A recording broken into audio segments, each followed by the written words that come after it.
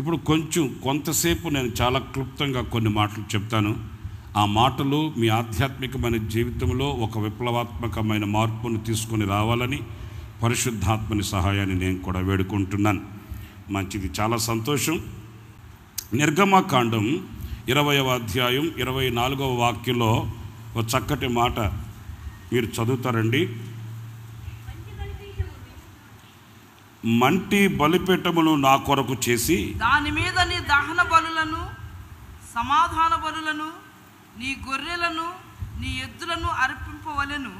నేను నా నామమును జ్ఞాపకార్థముగా ఉంచు ప్రతి స్థలములోను నీ యొద్దకు వచ్చి నిన్ను ఆశీర్వదించెదను. చాలు. ఈ వాక్యంలో నేను మీతో చెప్పాలనుకున్న మాట ఏంటంటే, ఒక మంటి బలిపీఠమును నా కొరకు నీవు చేయాలి. ఇక వినాలి, ఈ వాక్యాన్ని మీరు జాగ్రత్తగా ఆలకించాలి. ఒక మంటి బలిపీఠమును నా కొరకు నీవు చేస్తే, దాని మీద నీ బలులన్నీ నీవు అర్పిస్తే, జ్ఞాపకార్థముగా నుండి ప్రతి స్థలములోనూ నీ యొద్దకు వచ్చి నిన్ను ఆశీర్వదిస్తాను. ప్రియులారా, ఈ మాట చాలా శక్తి కలిగిన, చాలా మర్మగర్భితమైన దీవెనకరమగు వాక్. ఎందుకంటే మీరంతా కూడా, మనమంతా కూడా ఇక్కడికి ఎందుకు వచ్చాము అంటే, దేవుని చేత దీవించబడాలని, దేవుని చేత ఆశీర్వదించబడాలని, దేవుని చేత మనం బలవంతులము కావాలని వచ్చాము. అయితే దేవుడే చెప్తున్నాడు, నేను మీ యొద్దకు వచ్చి మిమ్మల్ని ఆశీర్వదిస్తాను. మన దేవుడు ఎవరయ్యా అని అంటే, నా దగ్గరకు రండి, కొండ మీద, గుట్ట మీద, చెట్టు మీద, పుట్ట మీద నేనుంటాను అనే అడ్రస్ చెప్పినోడు కాదు. ఆయన దగ్గరికి మనల్ని పిలవకుండా మన దగ్గరికే మన ప్రభువు దిగి వచ్చే దేవుడు. ఆయన మన యొద్దకు వచ్చి మనల్ని ఆశీర్వదిస్తాడట. ఈ రాత్రి నేను మీతో చెప్పాలనుకున్న మాట ఏంటంటే, మీలో ఆశీర్వదించబడాలి నా దేవుని చేత, దీవించబడాలి నా దేవుని వలన అని ఆశ కలిగిన వారందరూ చేయవలసిన పని ఏంటంటే, ఒక బలిపీఠమును కట్టాలట. స్తోత్రం చెప్పకపోయారా? ఏం కట్టాలి?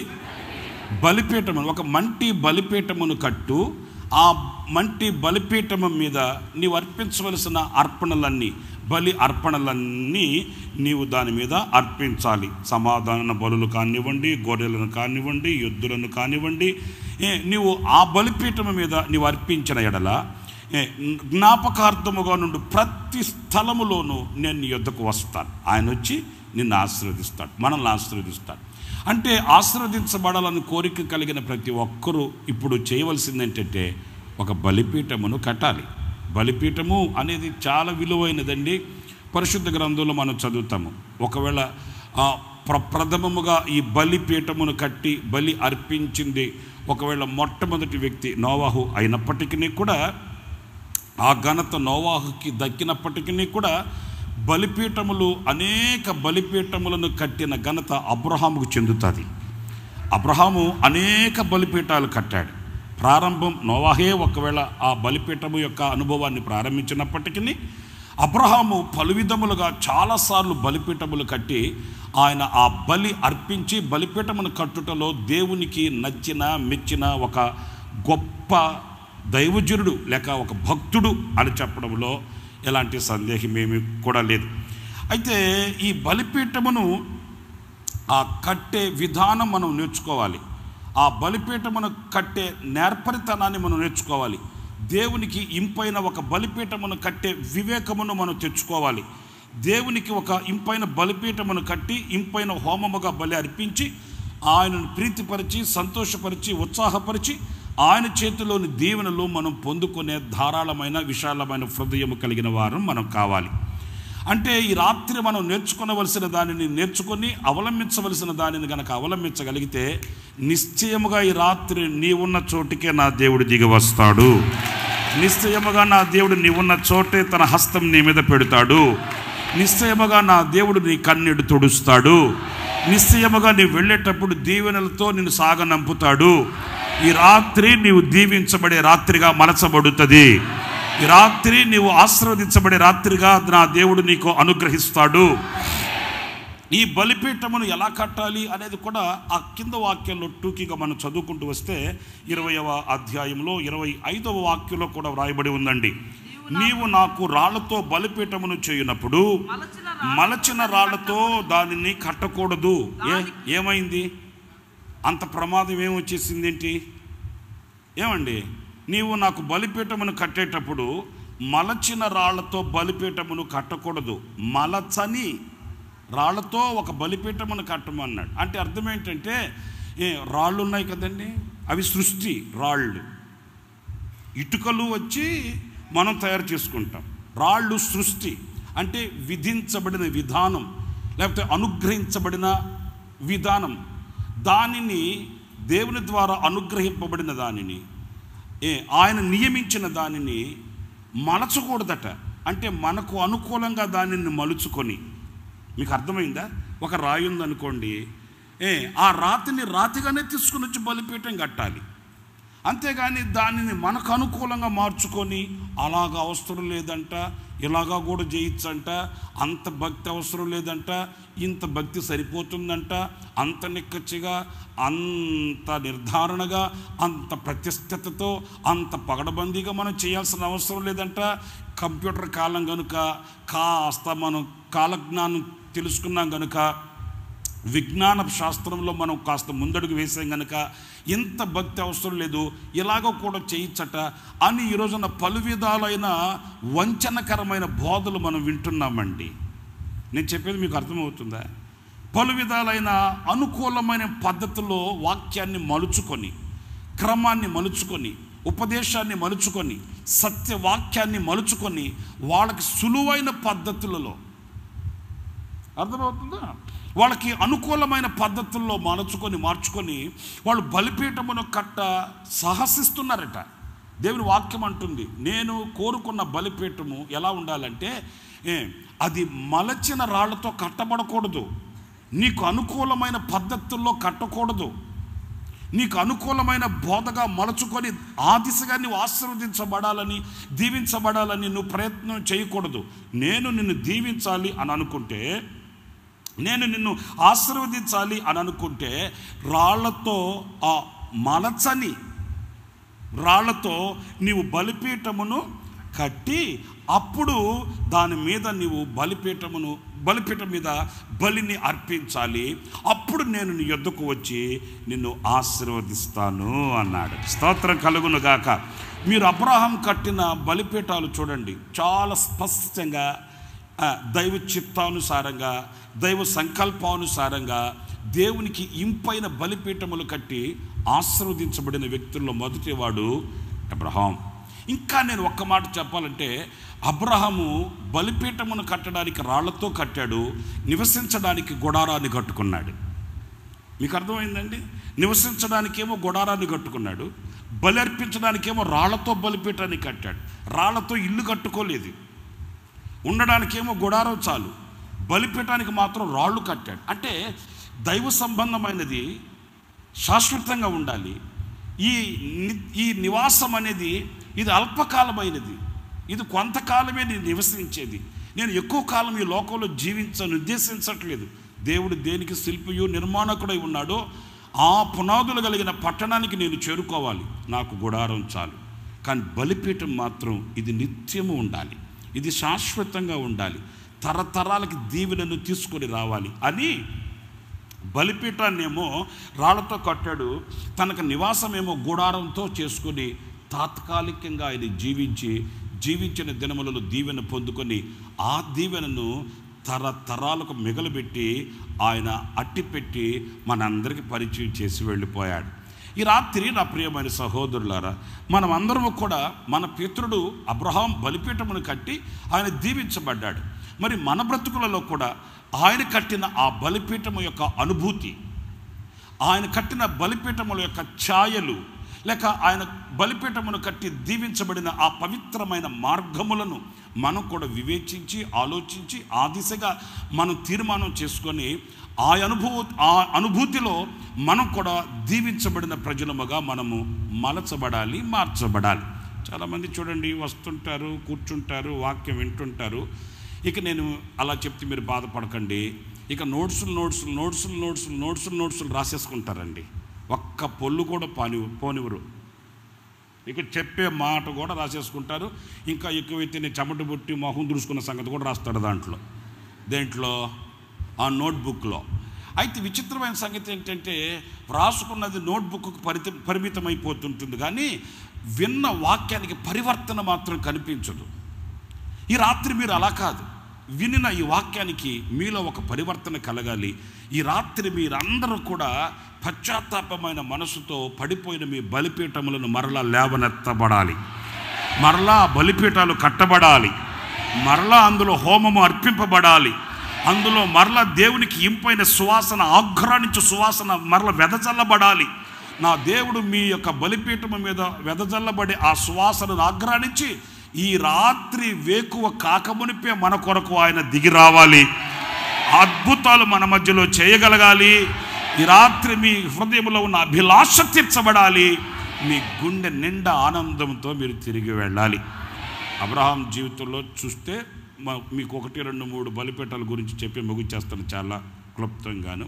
మొదట బలిపీఠం ఎక్కడ కట్టాడు, మొదట బలిపీఠం ఏమని చెప్తుంది, ఆ బలిపీఠం ఎప్పుడు, ఎలా, ఎక్కడ కట్టాడు అనే విషయాన్ని పరిశుద్ధ గ్రంథంలో మనం చదివితే ఆదికాండం 12వ అధ్యాయం 7వ వాక్యాన్ని చదువుతారండి. యెహోవా అబ్రహామునకు ప్రత్యక్షమయ్యి నీ సంతానమునకు ఈ దేశమునిచ్చేదనని చెప్పగా, అతడు తనకు ప్రత్యక్షమైన, ఈ వాక్యాన్ని వినండి, అతడు తనకు ప్రత్యక్షమైన యెహోవాకు ఒక బలిపీఠమును కట్టెను. చాలండి. ఇక్కడ బలిపీఠం ఎందుకు కట్టాడు అనంటే అక్కడ యెహోవా అతనికి ప్రత్యక్షమయ్యాడు. తనకు ప్రత్యక్షమైన ఆ దేవునికి, తనకు ప్రత్యక్షమైన యెహోవాకు అక్కడనే ఒక బలిపీఠమును కట్టెను. అంటే ఈ బలిపీఠం పేరేంటంటే ప్రత్యక్షత గల బలిపీఠము. చెప్పండి, అందరు చెప్పండి, ఏ బలిపీఠం అండి? అసలు బలిపీఠము అంటేనే అర్థం ఏంటంటే అది ఒక వధస్థలం. బలిపీఠం అంటే ఏదో పూలబాట, లేకపోతే బలిపీఠం అంటే ఇంకొకటి సున్నితమైన సులువైనది అని కాదు. బలిపీఠం అంటే కాస్త కఠోరమైన మాట ఏంటంటే అది ఒక వధస్థలం. ఇంకాస్త గనక ఇంకొక పదం కూడా చెప్పుకోవచ్చు కదా అని అనుకుంటే అది సమర్పణ స్థలం బలిపీఠము అని అంటే. అర్థమవుతుందా? ఇప్పుడు ఈ వధస్థలము అనే ఈ బలిపీఠాన్ని ఆయన ఎందుకు కట్టాడు అనంటే అక్కడ యెహోవా అతనికి ప్రత్యక్షమయ్యాడట. ఆ ప్రత్యక్షమైన దేవుడు ఆయనను దీవించాడట. అక్కడ ఆ ప్రత్యక్షమైన దేవునికి అక్కడనే ఒక బలిపీఠమును కట్టెను అనే మాట కాస్త మనం ఆలోచిస్తే ఈరోజున మనం కూడా ఆయన మనకు ప్రత్యక్షమైన చోట ఒక బలిపీఠమును కట్టాలి. అంటే అర్థం ఏంటి? బలిపీఠము అంటే ఏంటి చెప్పాను కదండి, ఒక సమర్పణ స్థలం, ఒక వధ స్థలం. అంటే దేవుడు నీకు ఎప్పుడు ఎక్కడ ప్రత్యక్షమయ్యాడో అక్కడ నీవు దేవునికి ఒక అర్పణగా, ఒక సమర్పణ కలిగిన వ్యక్తిగా నువ్వు మార్చబడాలి. మన జీవితంలో ఎప్పుడు తటస్థిస్తున్నది ఏంటంటే ఆయన మనకు ప్రత్యక్షమవుతుంటాడు, ఆయన ప్రత్యక్షమైన చోట మనం బలిపీఠం కట్టలేకపోతున్నాం. ఆయన మనకు ప్రత్యక్షమవుతాడు, ఆయన సందేశాన్ని వినిపిస్తాడు, ఆయన చిత్తాన్ని మనకు ప్రత్యక్షపరుస్తాడు, ఆయన ప్రణాళికను మనకు ఆయన అందిస్తాడు, తెలియపరుస్తాడు. కానీ దానికి ధీటుగా మనం ఒక సమర్పణ కలిగి, ఒక అర్పణగా మన హృదయాన్ని మలచుకొని ఆయనతో ఒక తీర్మానం చేసుకొని మనల్ని మనం ఆయనకి సమర్పించుకోలేకపోతున్నాం. వింటాము, విడిచిపెట్టేస్తాం, వింటాము, ఓకే ఇప్పుడు కాదులే అని వాయిదా వేస్తాం. చాలామందిలో నేను చూస్తానండి, సాక్షాత్తు దేవుడే వాళ్ళతో మాట్లాడిన, సాక్షాత్తు దేవుడే వాళ్ళని పలకరించిన, సాక్షాత్తు దేవుడే వాళ్ళ హృదయపు తలుపును తట్టిన హృదయాన్ని రాతి గుండెగా చేసుకుంటారండి. మనం మొదటి నుంచి కూడా చూస్తే ఆయన ప్రత్యక్షం అవుతూనే ఉన్నాడు. ఆది నుంచి చూడండి, ఆయన ప్రత్యక్షతను అనుగ్రహిస్తూనే ఉన్నాడు, ఆయన ప్రత్యక్షతను కనపరుస్తూనే ఉన్నాడు. ఎప్పుడు కూడా ఆయన ప్రత్యక్షత ఆగింది కాదు, ఒక ఏలి దినములలో తప్ప. అది కూడా మనం బాగా కాస్త లోతైన అనుభవాలలో గనక ఆలోచిస్తే ఆయన ప్రత్యక్షత ఆగడం కాదు, ఆయన ప్రత్యక్షమైతే చూచే స్థితిలో వాళ్ళు లేరు. వాళ్ళ హృదయ తలంపులు వేరుగా ఉన్నాయి, వాళ్ళ హృదయ ఆలోచనలు వేరుగా ఉన్నాయి, వాళ్ళ యొక్క ధ్యాస వేరుగా ఉంది, వాళ్ళు ప్రత్యక్షమయ్యే దేవునిని చూచే ఆ నేత్రాలు మూయబడిపోయాయి, అంధకారమయమైపోయాయి. ఇహలోక సంబంధమైన దేవత వాళ్ళ మనోనేత్రాలకి గుడ్డితనం కలుగు చేసేసింది.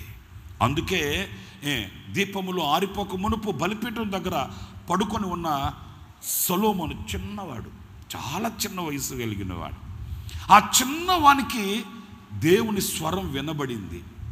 ఒక మాట నేను చెప్తాను వినండి. మరి ఎంతో దూరం లేదు కదా, దేవుని మందిరంలో బలిపీఠం దగ్గర పడుకుని ఉన్న చిన్నవాడైన బాలుడైన సమూయేలుకి వినబడిన స్వరం ఆ బయటే ఆరుబయట పడుకుని ఉన్న దేవజనుడు, గొప్ప దేవజనుడు, ఆయనకి వినబడలేదండి. ఏం ప్రభు ఏమైనా గుసగుసలాడా? లేదు కదా. ఆయన స్వరం ఎంత గంభీరమైనది, ఆయన స్వరం ఎంత ఉన్నతమైనది. మరి చిన్నవాడు బాలుడైన సమూయేలు వినగలిగిన స్వరాన్ని ఇంత పెద్దవాడైన గొప్ప దైవజనుడైన ఏలి వినలేకపోయాడా అనంటే అవును. వాళ్ళ కనులు మందగిల్లిపోయాయి, వాళ్ళ దృష్టి మందగిల్లిపోయింది, వాళ్ళ వినికిడి తగ్గిపోయింది. దేవుని ముఖం చూసే కనులు లేవు, దేవుని స్వరాన్ని వినబడే చెవులు లేవు, దేవుని మాటను అర్థం చేసుకునే హృదయం లేదు. దేవునికి బహుదూరం అయిపోయారు, లోకంతో స్నేహితులైపోయారు. లోకపు నీడలో నిద్రపోతూ పాపపూడులు పరిపక్వమై దేవుని సన్నిధి అనే పేరుతో సాగిపోతుంటే ప్రత్యక్షమైన దేవుని చూచే నేత్రాలు లేక ఆ దినములలో యెహోవా ప్రత్యక్షత లేదు లేదు లేదు. ఎందుకు లేదు అనంటే ఆయన్ను చూచేవాళ్ళు లేరు కదా, ఆయన స్వరాన్ని వినేవాళ్ళు లేరు కదా. ఈ రాత్రి నేను మీతో కూడా చెప్పే మాట ఏంటంటే, ఆయన ప్రత్యక్షత నీకు కలిగిన చోట, ఆయన ప్రత్యక్షత నీకు కలిగిన ఆ స్థలమందు నీవు ఆయన కొరకు ఒక బలిపీఠమును గనక కట్టగలిగితే, ఆయన ఆ బలిపీఠము కట్టిన చోటే ఆయన నీ కొరకు దిగి వస్తాడట. ఈ రాత్రి నా ప్రియమైన సహోదరులారా, ఎందుకు నేను ఆ పడిన స్థితిలోనే ఉంటున్నాను, ఎందుకు నేను శ్రమ పడుతున్నాను, రెక్కల ముక్కలు చేస్తున్నాను, రక్తాన్ని ఆవిరి చేస్తున్నాను, నా కష్టకాలం ఎందుకు తొలగట్లేదు, నా దేవుని దీవెన నాకు ఎందుకు కలగట్లేదు, నా దేవుడు ఎందుకు నా మనవి ఆలకించబడట్లేదు, నా చీకటి దినాలు ఎందుకు దొర్లిపోవట్లేదు, తొలగించబడట్లేదు అనే ఆవేదన నీ హృదయంలో గూడు కట్టుకొని ఉంది. దానికి జవాబుగా ఈ రాత్రి నా ప్రభు నీతో చెప్తున్న మాట, పలుమార్లు నేను నిన్ను దర్శించాను, పలుమార్లు నేను నీతో మాట్లాడాను, పలుమార్లు నా ప్రత్యక్షత నేను నీకు కనపరిచాను, పలుమార్లు నీ ఎదుట నేను ఆత్మస్వరూపిగా నేను నిలిచాను. కానీ నా ప్రత్యక్షత చూచిన నిన్ను సమర్పించుకొనలేకపోయావు, నిన్ను నీవుగా అర్పించుకొనలేకపోయావు. నిన్ను నీవుగా ఒక బలిపీఠమును కట్టి ఆ బలిపీఠము కట్టిన అనుభూతిలో ఆ సమర్పణ కలిగిన అనుభూతికి నువ్వు రాలేకపోయినందుచేత ఏమైంది, ఆయన వచ్చాడు, దీవెనలు తెచ్చాడు, కానీ దాన్ని పొందుకునే స్థితిలో నువ్వు లేవు. మరి ఏమయ్యాయి ఆ దీవెనలన్నీ అనంటే, దేవుని దీవెనలన్నీ నిరర్ధకంగా నిలిచిపోయాయి. నీ వ్యక్తిగత అనుభవంలో ఆ ఎండిన అనుభవం, ఆ మోడు బారిన అనుభవం, ఆ చీకటి అనుభవాలు అలాగే అలాగే అలాగే నిన్ను వెన్నంటి ఇదిగో నడిపించబడుతున్న స్థితి ఈ రాత్రి ప్రభు నీతో చెప్తున్నాడు. ఈ రాత్రి మీరు చేయవలసింది ఒకటే, మీరేం ప్రయాసపడాల్సిన అవసరం లేదు, మీరేం గుంజులు పెట్టాల్సిన అవసరం లేదు, మరి ఎవరో ఏదో ఇస్తారు తెస్తారు అనుకోవాల్సిన అవసరం లేదు. నీవు దీవించబడే ఆ ఉన్నతమైన ఆ యొక్క స్థితి నా దేవుడు నీ చేతికి ఇచ్చాడు. నా దేవుని దీవెనలు పొందుకునే ఆ ఉన్నతమైనటువంటి ఆ స్థితిని నీ చేతిలో పెట్టాడు. నువ్వు దీవించబడాలన్నా, లేదు ఇలాగే నీ జీవితాన్ని అలాగే కష్టంగా ఈడ్చుకుని వెళ్ళాలన్నా, అది మీ చేతిలో ఉన్నది. ఈ రాత్రి నా ప్రభు నీతో మాట్లాడిన ఆ అనుభూతిలో, లేక నీకు ప్రత్యక్షమైన ఆ స్థితిలో వెంటనే శిరస్సు వచ్చి, వెంటనే ఒకవేళ నీ అవిధేయతను గురించి ఆయన మాట్లాడితే వెంటనే శిరస్సు వచ్చి. చూడండి, దావీదు సంగతి మీకు అంతా బాగా తెలుసు. దావీదు ఒక పేద స్థితిలో నుంచి వచ్చిన వాడండి.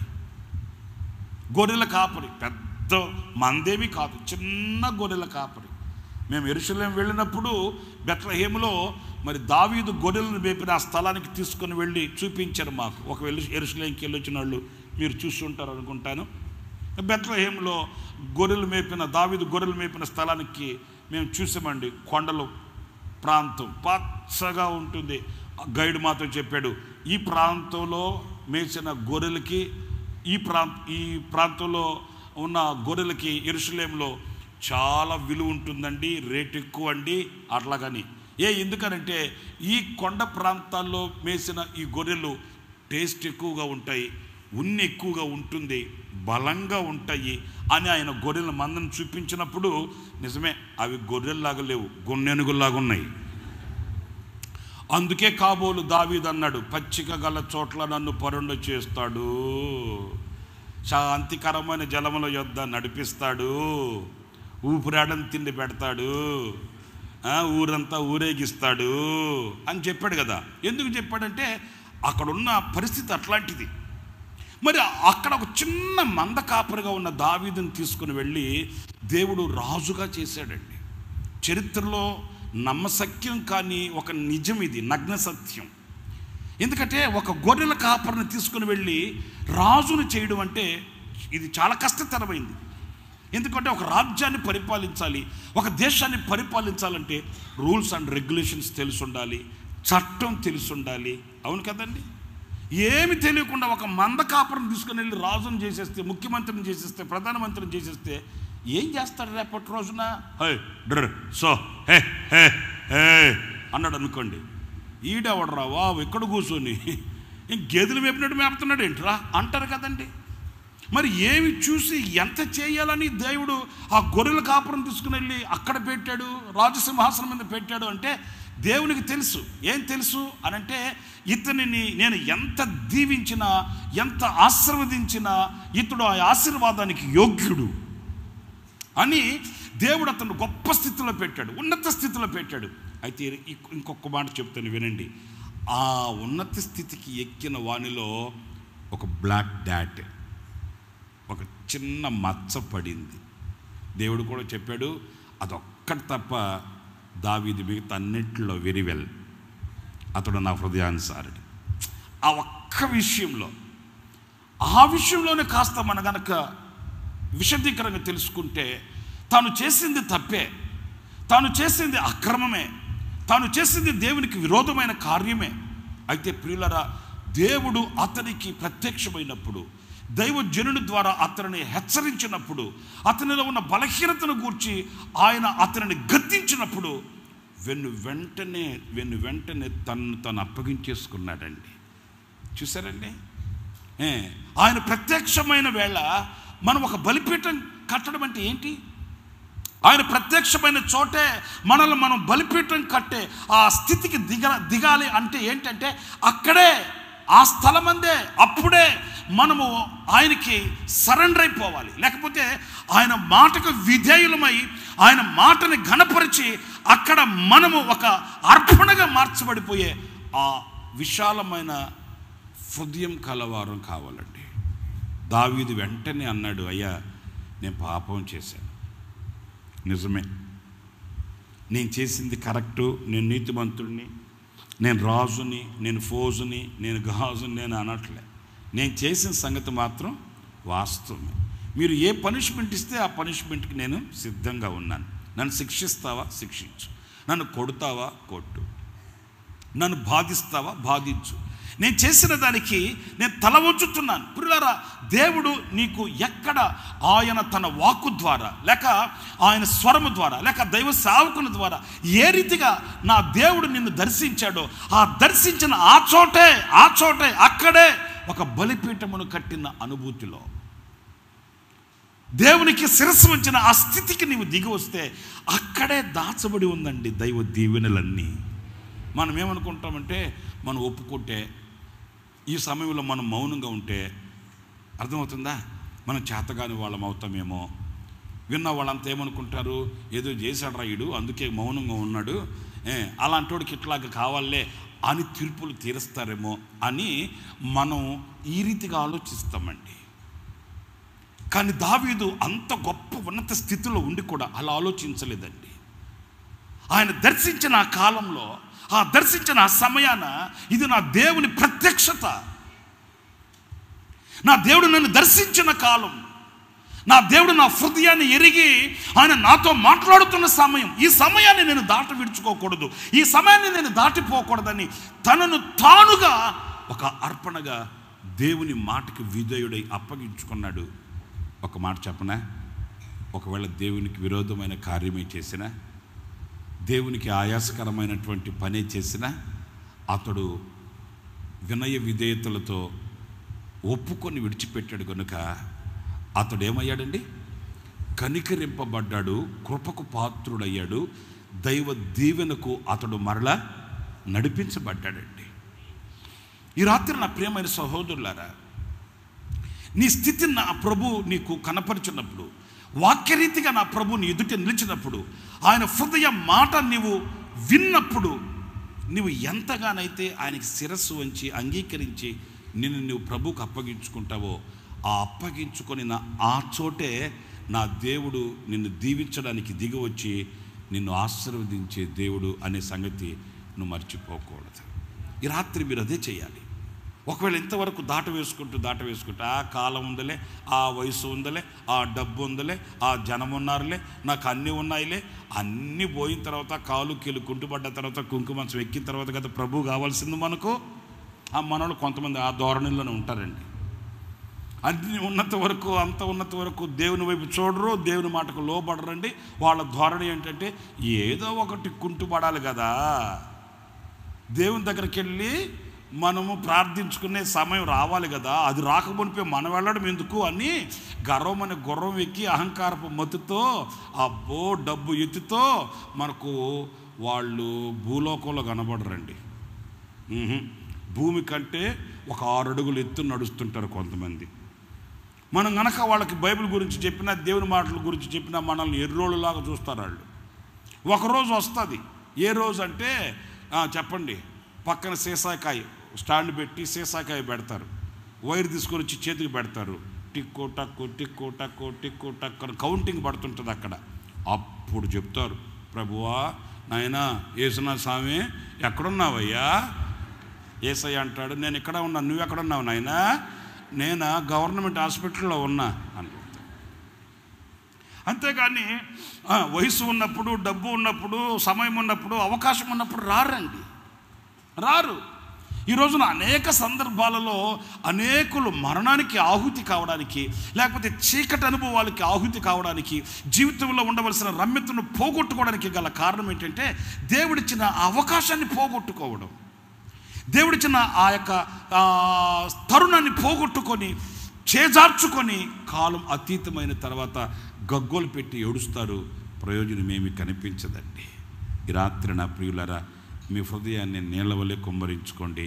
మీ హృదయంలో ఏది ఉంది, ఏది దేవునికి ఆయాసకరమైనది ఉంది, ఏది దేవునికి హేయకరమైనది ఉన్నదని దేవుని ఆత్మ నిన్ను గద్దించిన కొలది ఈ రాత్రి నీకు ఆయన దర్శనమిచ్చిన చోటే, నీకు ప్రత్యక్షతనిచ్చిన చోట, నీకు ప్రత్యక్షమైన చోట నిన్ను నీవు ఒక బలిగా, నిన్ను నీవు ఒక బలిపీఠముగా, ఒక అర్పణగా నీవు ఆయనకి అర్పించుకోగలిగితే, నీవు గనక ఆ బలిపీఠమును కట్టే స్థితికి దిగి రాగలిగితే, నిశ్చయముగా నా దేవుడు ఈ రాత్రి ఇక్కడనే నా దేవుడు నీ కార్యములన్నీ ప్రారంభించి నీ నోటి నిండా నవ్వును కలిగించి నిన్ను ఆశీర్వదించి సాగనంపునుగాక. ఇక రెండవ బలిపీఠం దగ్గరకు వద్దాం. కొన్ని త్వరగా చెప్పి ముగిస్తాను. ఇక రెండవ బలిపీఠం ఏంటంటే 12వ అధ్యాయం 8వ వాక్యాన్ని చదువుతారండి. అక్కడ నుండి అతడు బయలుదేరి ప్రియులారా చూడండి, బేతేలునకు తూర్పునున్న కొండకు చేరి, పడమటనున్న బేతేలునకును మధ్య గుడారము వేసి అక్కడ యెహోవాకు బలిపీఠమును కట్టి యెహోవా నామమున ప్రార్థన చేసి. ఇక్కడ బేతేలుకును హాయికిని మధ్య గుడారము వేసి అక్కడ యెహోవాకు బలిపీఠమును కట్టాడట. ఎందుకు కట్టాడు? ఏంటి నన్ను అంత సీరియస్గా చూస్తున్నారు? ఎందుకు కట్టాడు అక్కడ బలిపీఠం? బలిపీఠమును కట్టి ఏం చేశాడంట? మరి అందుకే కట్టింది అక్కడ బలిపీఠం. తిరణాలు చేయడానికి కాదు, లైట్లు కట్టి మైకులు పెట్టి రంగులు రాసుకొని డాన్స్ వేయడానికి కాదు, ప్రార్థన చేయడానికి. దీని పేరేంటి? ఈ బలిపీఠం పేరేంటి అంటే ప్రార్థనా బలిపీఠం. స్తోత్రం కలుగును గాక. ఈ రాత్రి మీరు గనక ఆ ప్రార్థన అనే బలిపీఠాన్ని కట్టగలిగితే అర్థమవుతుందండి. దేవుని ప్రత్యక్షత అనే బలిపీఠం ఒకటి, 2 ప్రార్థన అనే బలిపీఠం. ఈ ప్రార్థన అనే బలిపీఠాన్ని గనక నువ్వు కట్టగలిగితే ఆయన నిన్ను దీవించడానికి, ఆశీర్వదించడానికి నువ్వు ఎక్కడైతే ప్రార్థన అనే బలిపీఠమును కట్టావో అక్కడికే ఆయన దిగి వస్తాడట. చప్పలు కొట్టండి గట్టిగా, ప్రభువుకి గట్టిగా చప్పలు కొడదాం. హల్లెలూయా, హల్లెలూయా. ఏ బలిపీఠం కట్టాలండి? ఏ బలిపీఠం కట్టాలండి?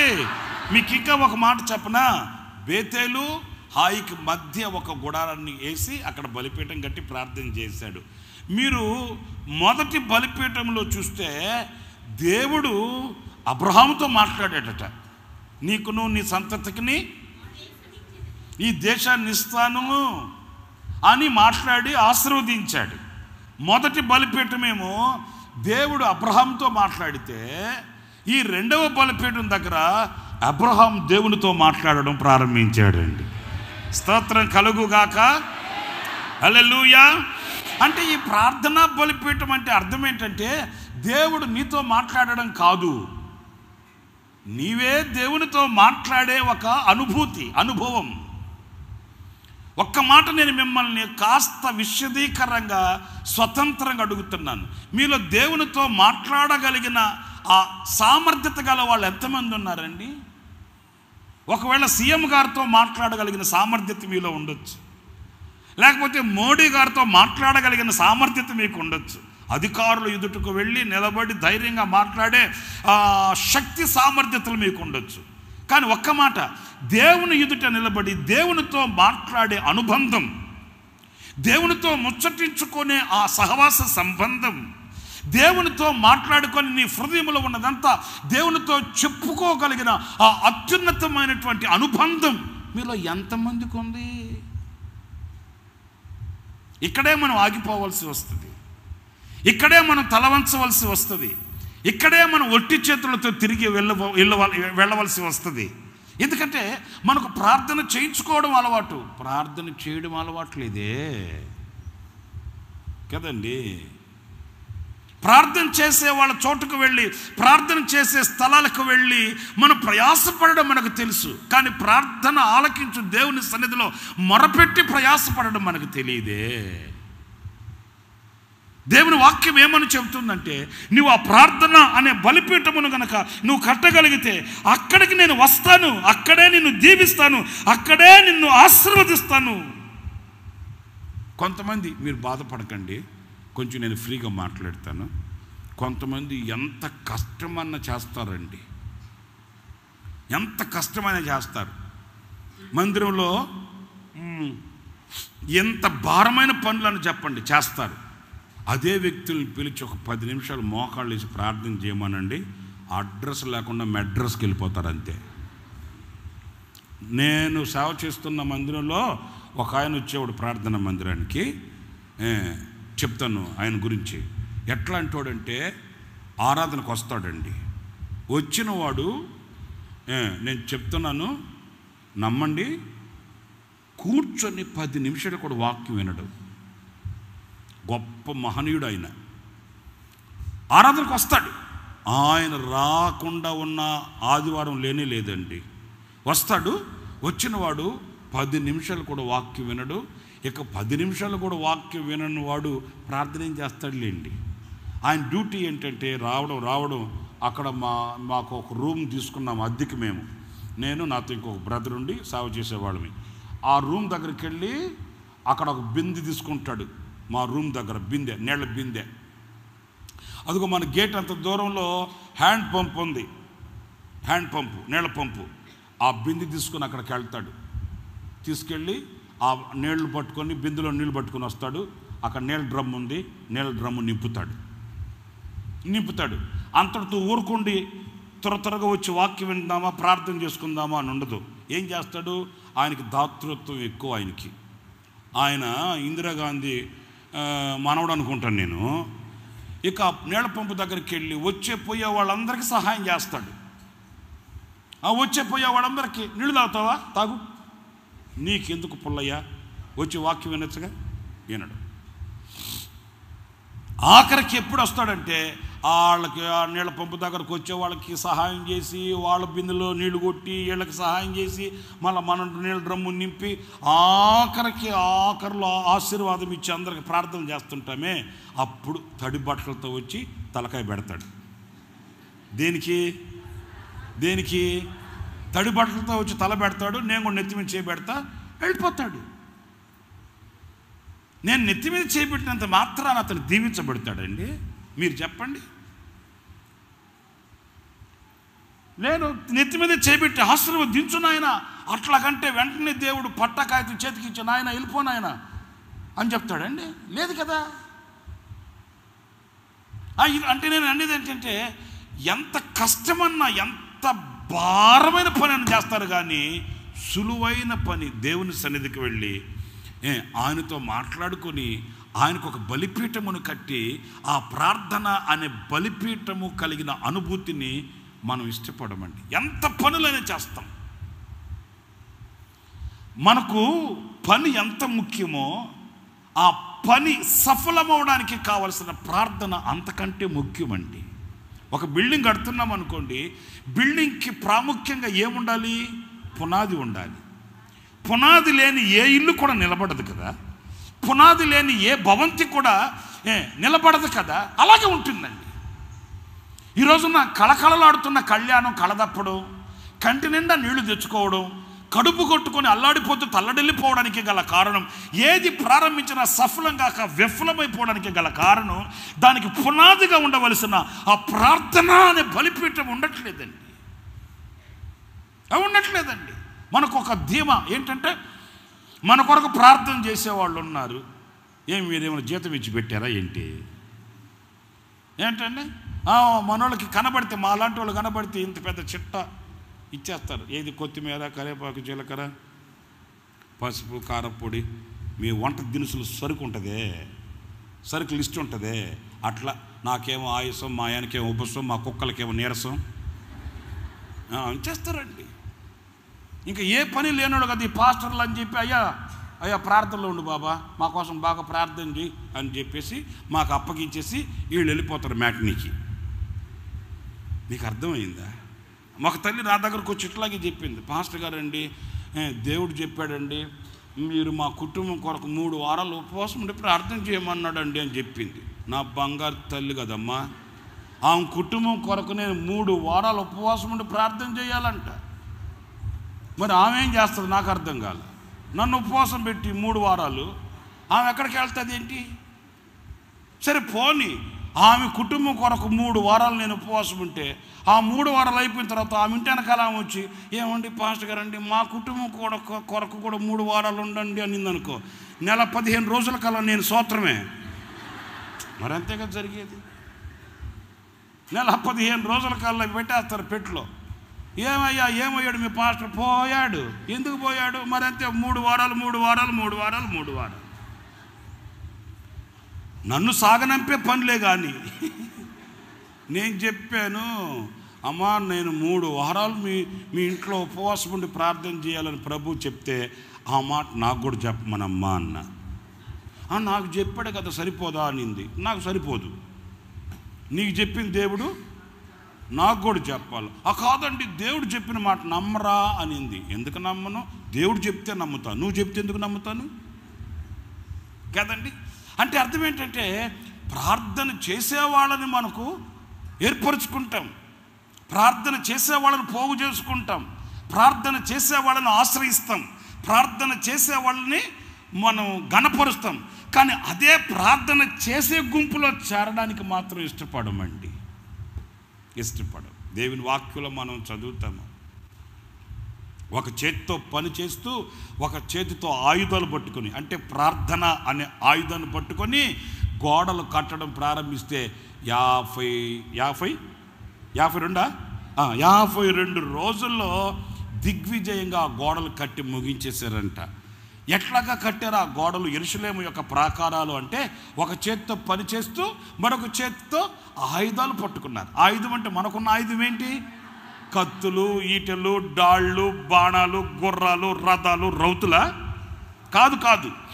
మనకున్న ఆయుధం ఏంటంటే ఒకటే, ప్రార్థనా ఆయుధం. స్తోత్రం కలుగును గాక. వేగమును కలిగినది ప్రార్థన, దీవెనను అందించేది ప్రార్థన, ప్రతిఫలాన్ని ఇచ్చేది ప్రార్థన, మూయబడిన వాటిని తెరవగలిగినది ప్రార్థన, నీ బ్రతుకులో ఒక అద్భుతం చేయగలిగింది ప్రార్థన. మరి దానిని విడిచిపెట్టి మనం ఎంత కష్టపడినా, చూడండి, పని చేస్తూ ఆ ప్రార్థన అనే ఆయుధాన్ని చేతబట్టుకుంటే ఎంతోమంది శత్రువులు లేచారండి. మీరు ఇంటికి వెళ్ళిన తర్వాత చదువుకోండి, దేవుని వాక్యంలో చాలా చక్కగా వ్రాయబడి ఉంటుంది. నెహెమ్యా గ్రంథం 6వ అధ్యాయంలో. ఇప్పుడు కాదులేండి, నా వైపు చూడండి. ఎన్నో ఆటంకాలు, ఎన్నో అవరోధాలు, ఎన్నో అభ్యంతరాలు. అమ్మో, శత్రు సమూహాలు వాళ్ళని ఎక్కడ దొరుకుతారా అని 1000 కళ్ళతో కాచుకొని చూశారండి. కానీ శత్రువుల యొక్క తంత్రాలు మట్టుమాయం చేసి దైవ కృపచేత, దైవ శక్తి చేత వాళ్ళు పూనుకొనిన ఆ పని సఫలం కావడానికి గల కారణం ఏంటంటే, వాళ్ళు పని చేస్తూ ఆయుధాలు చేత పట్టారట. అలాగే మనము కూడా ఎప్పుడైతే ఆ ప్రార్థన అనే బలిపీఠాన్ని కట్టగలుగుతామో, ఆ ప్రార్థనే అనే ఆయుధాన్ని చేత పట్టుకోగలుగుతామో, ఆ ప్రార్థన అనే అనుభూతిని కలిగి ఉండగలుగుతామో, చరిత్రలో మనం చూస్తాం కదండి, మన పితరులు ఏది వాళ్ళకి శక్తికి మించినది ఎదురైనప్పటికీ కూడా, శక్తికి మించినది వాళ్ళకి ఎప్పుడు ఎదుట నిలిచినా వాళ్ళు దేని చేత దానిని జయించారు అనంటే, చరిత్ర మనకు చెప్పగలి చెప్తుంది, ప్రార్థన. వాళ్ళు దేవుని సన్నిధికి వెళ్ళి యెహోవా సన్నిధిలో మోకరించి వాళ్ళు ప్రార్థన చేయడం ప్రారంభించారంట. స్తోత్రం కలుగునుగాక. అటువైపు చెరసాలలో సంఖ్యల మధ్యలో తన సేవకులు బంధించబడిపోయారు. సంఘమైతే ఇక్కడ ఏం చేసిందంట? ప్రార్థన చేసిందంట. అంటే బంధించబడిన వాళ్ళ కొరకు ప్రార్థన, శత్రువులను హతమార్చడానికి ప్రార్థన, శక్తికి మించిన వాటిల్ని సాహసించి చేయడానికి ప్రార్థన. వాళ్ళు ఏది చేసినా ప్రార్థన ప్రార్థన ప్రార్థన. ఆ ప్రార్థన అనే బలిపీఠాన్ని వాళ్ళు కట్టగలిగారు. ఆ బలిపీఠం కట్టిన చోట దేవుడు దిగి వచ్చి వాళ్ళని ఆశీర్వదించడం ప్రారంభించాడు. స్తోత్రం కలుగుగాక. ఈ రాత్రి నా ప్రియమైన సహోదరులారా, మీరు ఏది చేసినా, ఎక్కడ ఉన్నా, ఏమి మీరు పూనుకొనినా, ఆ సర్వ ప్రయత్నముల యందు మీకు జయము కలగాలంటే అక్కడ మీరు ప్రార్థన అనే బలిపీఠమును కట్టగలగాలండి. మీకు ఆశ్చర్యాన్ని కలిగించి ఒక మాట చెప్పనా? పోయిన నెలలో అనుకుంటాను, ఒక పెద్ద ఆఫీసర్, నేను వివరాలన్నీ మీకు చెప్పకూడదు, పెద్ద ఆఫీసర్ ఆయనకి ప్రమోషన్ వచ్చి మరలా ఆయన ఇంకొక ఉన్నత స్థితికి వెళ్ళాడు. సరే, నన్ను ఆయన, అన్నయ్య మీరు వచ్చి ఆ మొదటి రోజున నేను ఆ సీట్లో కూర్చోక మునిపే మీరు వచ్చి ఒక చిన్న ప్రార్థన చేయాలన్నయ్య అన్నాడు. సరే అని చెప్పి ఆయనతో వెళ్ళా. నేను ఒక పెద్ద ఆఫీస్ అండి అది, ఆయన కూడా పెద్ద ఆఫీసర్ ఆయన. సరే, నన్ను తీసుకుని వెళ్తే అబ్బో, ఆయన ఛాంబర్, ఆయన ఆఫీస్ రూమ్ చాలా బాగుంది. అంత గ్లాస్ ఫిట్టింగు, ఇంకా లోపల డిజైను, అవన్నీ చూసి కంగు తిన్నాను. అమ్మో బాబు, ఎంత రిచ్గా ఉంది అట్లా అని. సరే, ఆయన ప్రార్థన చేయమన్నాడు. నేను ప్రార్థన చేస్తే అంతటితో ఊరుకోకుండా, అన్నయ్య కాసేపు ఆ సీట్లో మీరు కూర్చోండి అన్నా అన్నాడు. నాకు కొంచెం జంకుగానే ఉంది. ఎందుకు వచ్చిన గొడవ? అన్నిట్లో మనం ఏలెట్టి లేనిపోని సమస్యలు తెచ్చుకోకూడదు కదా అని నేను అన్నాను. పర్లేదులే బ్రదర్, నేను ప్రార్థన చేశాను కదా, దేవుని కృప చూపిస్తాడులే మీకు అన్నాను. అన్నయ్య కాదన్నయ్య, మీరు కాసేపు కూర్చోండి అన్నయ్య అంటే, సరే ఇట్లాంటి ఛాన్స్ మరలా మనకు దొరుకుతుందో దొరకదో, ఎందుకు వచ్చిన గొడవ, అవకాశం ఉన్నప్పుడే వాడుకోవాలి, ఆలోచిస్తే ఆశ భంగం అంటుంటారు కదా అని చెప్పి నేను కూడా కాసేపు ఆ సీట్లో కూర్చుంటే, అబ్బో సీట్లో కూర్చోగానే నాకు కూడా కొంచెం కాలర్ పైకి లేచింది. ఎందుకంటే ఎప్పుడు కూర్చోం కదా మనం అట్లాంటి సీట్లలో. ఆయనేమో పాపం పెద్ద పెద్ద పెద్ద పెద్ద చదువులు చదివి ఆ సీట్లోకి వచ్చాడు. మనమేం గాలి వానలు చదివి ఇక్కడికి వస్తుంది. మనకి ఎప్పుడు దొరుకుతాయి అట్లాంటి సీట్ అని నేను కూడా కూర్చొని కాసేపు ఆ కుర్చీలో కాసేపు అటు ఊగాలి కదా. ఏంటి ఏమ్మా ఊగలనా లేదా? మళ్ళీ ఊగకపోతే కుర్చీలో కూర్చున్నా కూడా శాతగానోడు అనుకుంటారు. అనుకొని ఊపు రాకపోయినా ఊపే కాసేపు అట్లాగా ఊగా. చాలా బాగుంది. సరే, ఒక మాట చెప్తే నేనండి, పెద్ద హాల్ అది, ఆఫీసులు. ఆయన టేబులు, ఆఫీస్ టేబులు ఇవన్నీ ఒక ప్రక్కకి జరిపి అంటే ఒక సైడ్కి పెట్టుకొని ఉన్నాడండి. చాలా ఖాళీ ప్లేస్ ఉంది. అప్పుడు నేను పెద్ద తెలిసినోళ్ళలాగా, ఇదిగో ఇట్లా ఉంటుంది వ్యవహారం, పెద్ద తెలిసినోళ్ళలాగా నేను అన్నాను, కాదు బ్రదరు, ఇంత ఖాళీగా ఉంది కదా, ఇది ఏసీ ఉంది కదా ఇక్కడ, ఈ ఏసీ కింద జరుపుకోవచ్చు కదా సెంటర్కి ఈ టేబుల్ని, అక్కడ పెట్టుకుంటే బాగుంటుంది కదా, అదంతా ఖాళీగా ఉంది, ఈ టేబుల్ ఏమో పక్కకు జరుపుకున్నారు ఏంటి అన్నాను. అంటే ఆయన చిన్న చిరునవ్వు నవ్వుతో ఒక మాట అన్నాడండి. పెద్ద ఆఫీసర్ అండి ఆయన చేతి కింద 100 మంది ఉంటారండి, పెద్ద ఆఫీస్ అది. నేను ఈ టేబుల్ నాటి సెంటర్కి జరుపుకోవచ్చు కదా, ఖాళీకి పెట్టుకున్నారు ఏంటి అట్లా అంటే ఆయన చిన్న చిరునవ్వు అన్నాడు, ఏం లేదు పాస్టర్ గారు, ఖాళీగా ఉన్నప్పుడు కొంచెం మోకరించి ప్రార్థన చేసుకోవడానికి బాగుంటుందని. చూసారండి, అంత ఉన్నత స్థితికి దేవుడు ఒక వ్యక్తిని ఊరకని తీసుకుని పోడండి. కంగు తిన్నానండి. మరి చూడండి, ఆఫీస్ రూమ్లో కొంచెం స్థలం దొరికితే ఆయన అంటాడు ఖాళీ సమయం ఆయనకి ఖాళీ సమయం దొరకడమే కష్టమండి. వేల మంది 100 మంది వస్తుంటారు, సంతకాలు పెట్టించుకుని వెళుతుంటారు. ఆయన రాష్ట్రం పరిస్థితులు చూసుకోవాలి. ఆయన కొంచెం సమయం దొరికితే ప్రార్థన చేసుకోవడానికంట. నిజం కదా, అసాధ్యమైన వాటిని సుసాధ్యం చేసుకునేది దేని చేత? ప్రార్థన చేతనే కదా. ఏమండి, తనకున్న నిందను పోగొట్టుకోవడానికి ఆ తల్లి ఎంపిక చేసుకుంది ఏంటి? ప్రార్థనే కదా. మరణ శాసనాన్ని తుడిచివేసి జీవము అతని జీవితంలో ప్రత్యక్షం అవ్వడానికి ఆయుధమైంది ప్రార్థనే కదా.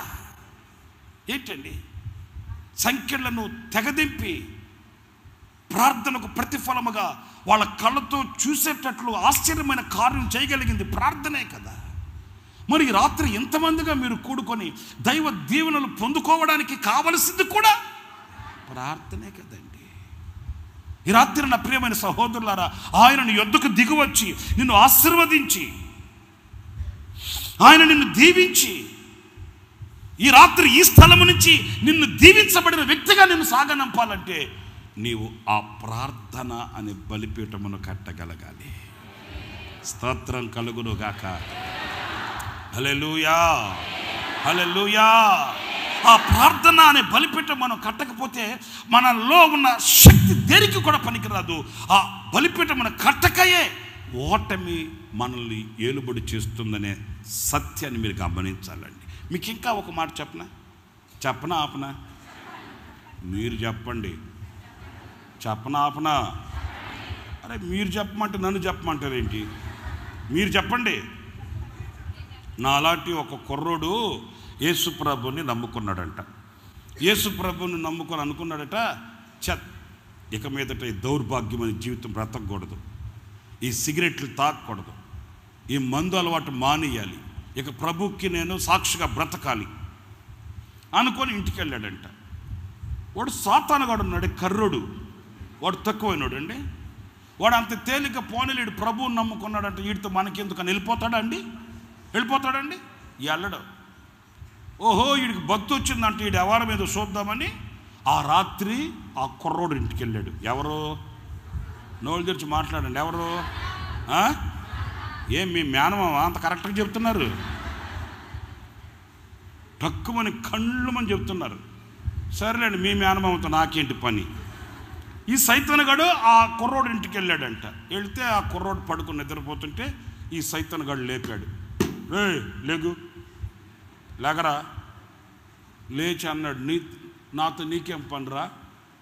నేను యేసుప్రభుని నమ్ముకున్నా, నేను ప్రభువుని నమ్ముకున్నాను, మరలా నువ్వు వచ్చాడు వెళ్ళా.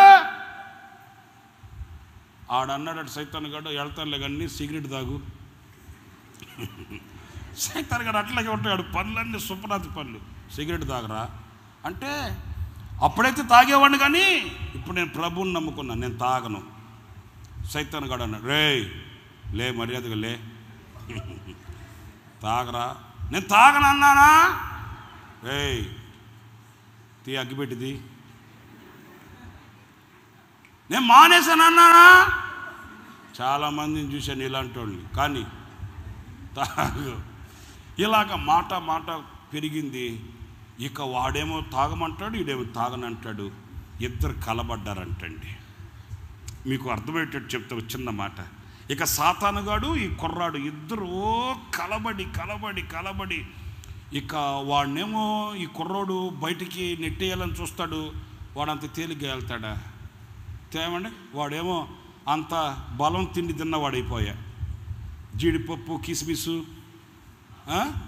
బాదం పప్పు తాపకు తాపకు తాపకు తాపకు తిని తిని ఊరిపోయి ఉన్నాడు. వాడు ఎవరాడు? మీ మేనమామ. మరి ఈ కుర్రోడే పాపం ఏం చేస్తాడు?